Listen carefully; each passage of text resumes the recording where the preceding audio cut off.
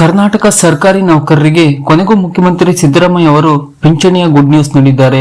2023ರ ವಿಧಾನಸಭಾ ಚುನಾವಣೆಯ ಸಂದರ್ಭದಲ್ಲಿ ಸರ್ಕಾರಿ ನೌಕರರಿಗೆ ನೀಡಿದ ಭರವಸೆಯಂತೆ ಹೊಸ ಪಿಂಚಣಿ ಯೋಜನೆಯನ್ನು ರದ್ದುಗೊಳಿಸಿ ಹಳೆ ಪಿಂಚಣಿ ಯೋಜನೆ ಅಂದರೆ ಓಪಿಎಸ್ ಅನ್ನು ಜಾರಿಗೊಳಿಸಲು ಸರ್ಕಾರ ಮುಂದಾಗಿದೆ.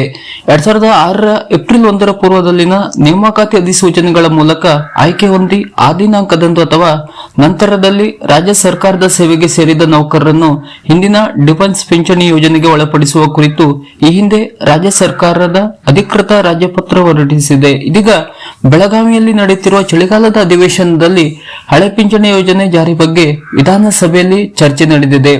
ರಾಜ್ಯ ಸರ್ಕಾರಿ ನೌಕರರಿಗೆ ನೂತನ ಪಿಂಚಣಿ ಯೋಜನೆ ರದ್ದು ಮಾಡಿ ಹಳೆ ಪಿಂಚಣಿ ಯೋಜನೆ ಜಾರಿ ಬಗ್ಗೆ ವಿಧಾನಸಭೆಯಲ್ಲಿ ಮುಖ್ಯಮಂತ್ರಿ ಸಿದ್ದರಾಮಯ್ಯ ಅವರು ಮಹತ್ವದ ಮಾಹಿತಿಯನ್ನು ನೀಡಿದ್ದಾರೆ.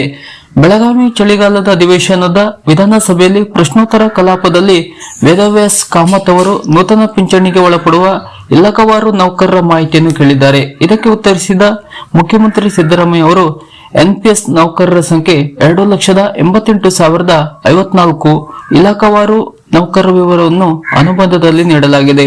ಇನ್ನು ದಿನಾಂಕ 1/4/2006ರಿಂದ ನೇಮಕಾತಿ ಹೊಂದಿ ಸರ್ಕಾರಿ ಸಿಬ್ಬಂದಿಗಳಿಗೆ ನೂತನ ಪಿಂಚಣಿ ಯೋಜನೆಯನ್ನು ರದ್ದುಪಡಿಸಿ ಹಳೆ ಪಿಂಚಣಿ ಯೋಜನೆ ಜಾರಿ ಹಾಗೂ ಸರ್ಕಾರಿ ನೌಕರರನ್ನು ಹಿಂದಿನ ಹಳೆ ಪಿಂಚಣಿ ಯೋಜನೆಗೆ ಒಳಪಡಿಸಲು ಸರ್ಕಾರ ತೆಗೆದುಕೊಂಡಿರುವ ಕ್ರಮಗಳೇನು ಎಂದು ವೇದವ್ಯಾಸ್ ಕಾಮತ್ ಅವರು ಪ್ರಶ್ನಿಸಿದ್ದಾರೆ.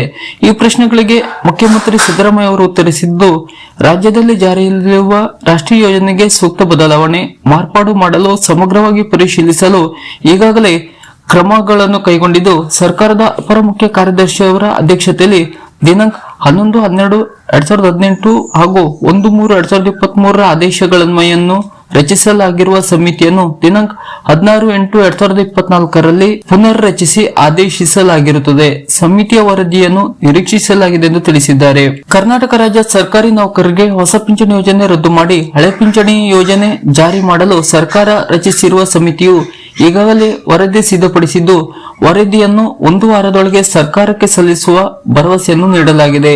ರಾಜ್ಯ ಸರ್ಕಾರಿ ನೌಕರರಿಗೆ 2006ರಿಂದ ಜಾರಿಯಲ್ಲಿರುವ ಹೊಸ ಪಿಂಚಣಿ ಯೋಜನೆ ಹೋಗಲಾಡಿಸಿ ಈ ಹಿಂದಿನ ಹಳೆ ಪಿಂಚಣಿ ಯೋಜನೆಯನ್ನು ಜಾರಿಗೊಳಿಸುವ ಸಂಬಂಧ ಓಪಿಎಸ್ ಜಾರಿಗೊಳಿಸಿರುವ ದೇಶದ ಇತರೆ ರಾಜ್ಯಗಳಿಗೆ ಭೇಟಿ ನೀಡಿ ಅಧ್ಯಯನ ನಡೆಸಿ ವರದಿ ಸಲ್ಲಿಸುವಂತೆ ರಾಜ್ಯ ಸರ್ಕಾರ ಸಮಿತಿಯನ್ನು ರಚಿಸಿತು. ಈ ಸಮಿತಿಯು ಈ ಕುರಿತ ವರದಿಯನ್ನು ಸರ್ಕಾರಕ್ಕೆ ಸಲ್ಲಿಸುವಂತೆ ನೌಕರ ಸಂಘ ಒತ್ತಾಯಿಸುತ್ತಲೇ ಬಂದಿತು.